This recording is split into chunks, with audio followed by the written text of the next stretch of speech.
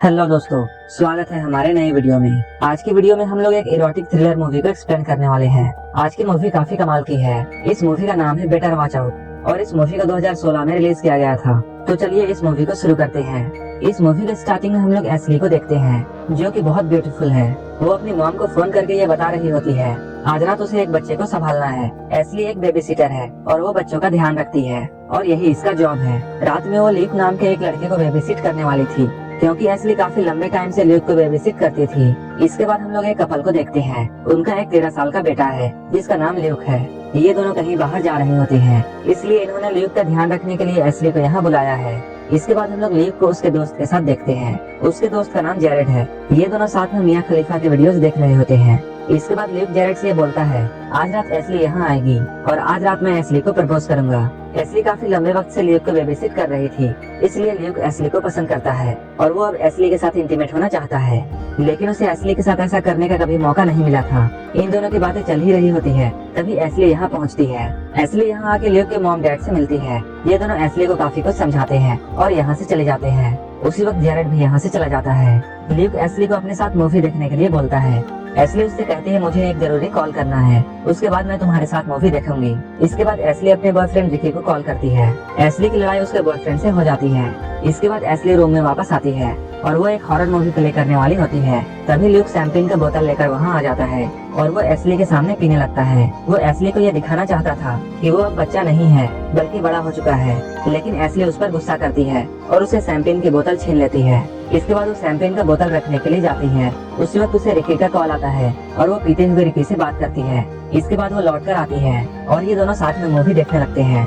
Movie देखते हुए Luke Ashley के करीब आने की कोशिश करता है और वो उसे किस करने की कोशिश करता है। एशली उसे रोकती है और वो उसे समझाती है तुम अभी बहुत छोटे हो और तुम्हें ये सब नहीं करना चाहिए और मेरा एक बॉयफ्रेंड भी है। ल्यूक को ये सुनकर बहुत गुस्सा आता है। तभी एशली का फोन बजता है, लेकिन दूसरी तरफ से कोई नहीं बोलता है। इसके बाद एशली के पास फिर से कॉल आता है और कोई डरावनी आवाज में ये बोलता है मैं तुम्हें हर वक्त देखता हूँ और मैं तुम्हें अभी भी देख रहा हूँ। एशली को ऐसा लगता है जैसे उसका बॉयफ्रेंड उससे मजाक कर रहा है। इसके बाद वो बात करते हुए खिड़की के पास जाती है और वो खिड़की के बाहर देखने की कोशिश करती है, लेकिन उसे कोई भी दिखाई नहीं देता है। इसके बाद जब वो मुड़ती है तभी अचानक उसे खिड़की के पास एक सेंटा क्लॉज दिखाई देता है और वो उसे देखकर डर जाती है। इसके बाद वो देखती है घर का मेन डोर खुला है। वो जल्दी से जाकर डोर को बंद करती है। अब उसे डर लगने लगता है और अब वो पुलिस को कॉल करना चाहती है। वो ल्यूक से अपना फोन मांगती है। ल्यूक उसे फेंक कर फोन देता है, लेकिन उसका फोन एक्वेरियम में गिर जाता है। तभी अचानक इन लोगों को मेन डोर पर खटखटाने की आवाज सुनाई देती है। ये दोनों डर जाते हैं। जब ल्यूक जाकर गेट खोलता है तब वहाँ कोई नहीं होता है। इसके बाद ल्यूक चिल्लाकर ये बोलता है जो भी कोई हम लोगों के साथ मजाक कर रहा है उसके लिए अच्छा नहीं होगा। तभी अचानक ल्यूक को कोई धक्का देता है। ये कोई और नहीं बल्कि उसका फ्रेंड जेरेड है। एशली उससे पूछती है क्या तुम्ही ने मुझको कॉल किया था और क्या कुछ देर पहले तुम्ही हमें डरा रहे थे। जेरेड इन लोगों से बोलता है मैं तो अभी अभी आया हूँ और मुझे ये सब कुछ भी नहीं पता है। तभी अचानक इन लोगों को रूम से आवाज सुनाई देती है। ये तीनों लोग ऊपर की तरफ देखते हैं। इसके बाद एशली अपने हाथ में एक चाकू लेती है और ये तीनों डरते हुए ऊपर जाने लगते हैं। ऊपर जाकर ये लोग देखते हैं कांच टूटा हुआ है। इसके बाद एशली पुलिस को फोन करने की कोशिश करती है, लेकिन वहाँ नेटवर्क नहीं आ रहा था।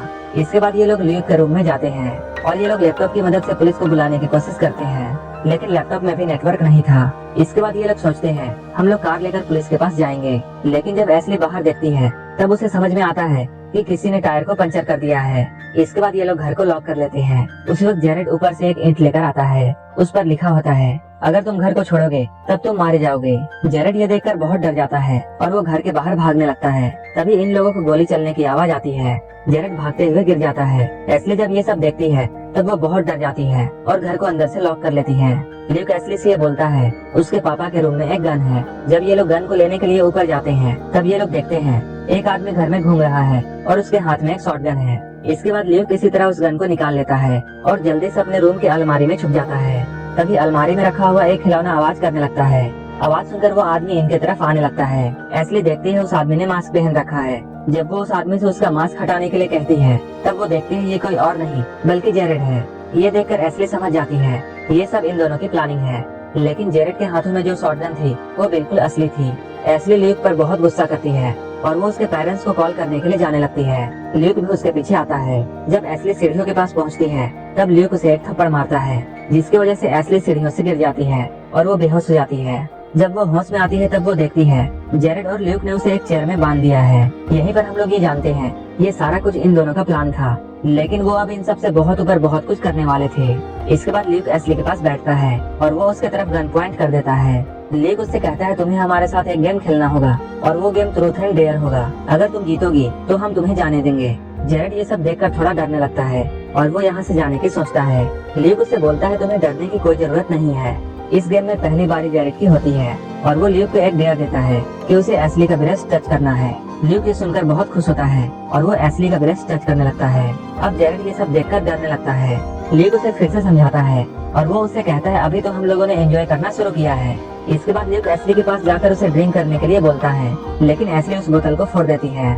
तभी बाहर दरवाजे पर बेल बजने की आवाज सुनाई देती है। एस्ली जोर से चिल्लाने लगती है। ल्यूक जल्दी से टेप लाता है और उसके मुंह में लगा देता है। ल्यूक दरवाजे पर जाकर देखता है ये तो एस्ली का बॉयफ्रेंड रिकी है।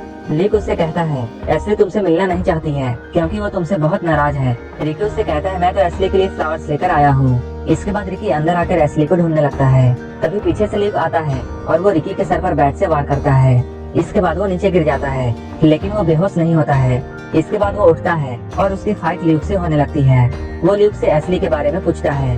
तभी वहाँ पर जेरेड शॉटगन लेकर आ जाता है और वो रिकी की तरफ पॉइंट करता है। इस मौके का फायदा उठाकर ल्यूक रिकी के सर पर फिर से वार करता है और उसे मारकर बेहोश कर देता है। इसके बाद ये दोनों रिकी को एस्ली के साथ बांध देते हैं। एस्ली रिकी से पूछती है तुम यहाँ क्यों आए हो? तब रिकी उससे कहता है तुमने ही तो मुझे यहाँ बुलाया था।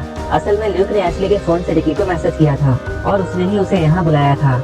ये सब देखकर जेरेड बहुत डर जाता है और वो ल्यूक से ये पूछता है हम लोग ऐसा क्यों कर रहे हैं? ल्यूक उससे बोलता है तुम बिल्कुल चुप रहो और जाकर अपना काम करो।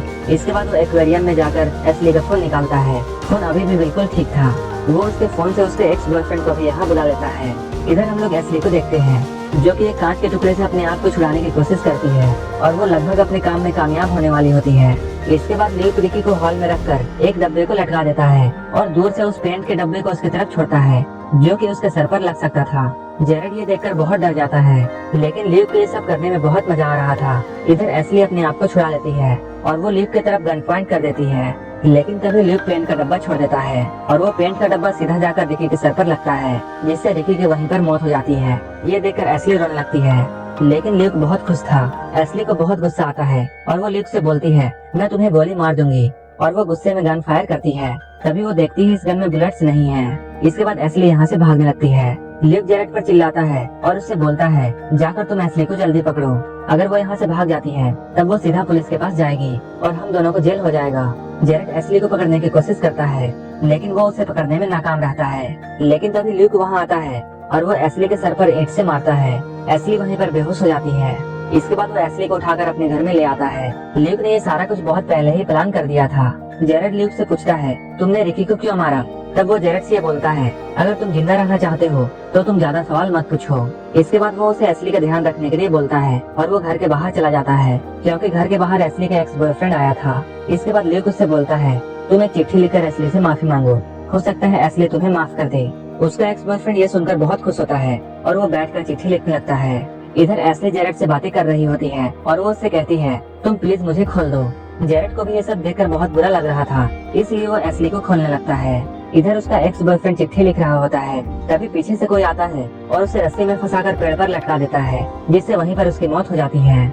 ये सब ल्यूक ने एक इंजन की मदद से किया था। इधर जेरेड एस्ली से माफी मांगता है और वो उसके गालों में किस करता है। तभी ल्यूक यहाँ आ जाता है और वो जब जेरेड को ऐसा करते हुए देखता है तब वो बहुत गुस्सा होता है और वो गुस्से में जेरेड को शॉटगन से शूट कर देता है, लेकिन जेरेड की जान बच जाती है। लेकिन वो जेरेड को फिर से शूट करता है और इस बार जेरेड की मौत वहीं पर हो जाती है।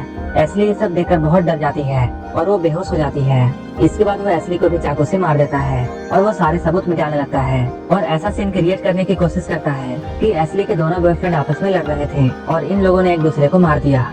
इसके बाद वो घर में यहाँ वहाँ लगे खून को साफ करता है और अपने पेरेंट्स के आने से पहले सोने चला जाता है और वो सोने का नाटक करता है। उसकी मॉम जब यहाँ आती है और वो इन डेड बॉडीज को देखकर बहुत डर जाती है। इसके बाद पुलिस यहाँ आती है, लेकिन इन लोगों के सामने बहुत इनोसेंट बनता है और वो अपनी मॉम से ये पूछता है कि यहाँ क्या हुआ है। पुलिस यहाँ गेट के पास होती है और वो ये बातें कर रही होती है कि इन लोगों में से एक अभी भी जिंदा है। ल्यूक ये सुनकर डर जाता है। ल्यूक जब अपनी खिड़की से झांकता है तब वो देखता है एस्ली अभी भी जिंदा है। तभी एस्ली उसे अपना मिडिल फिंगर दिखाती है।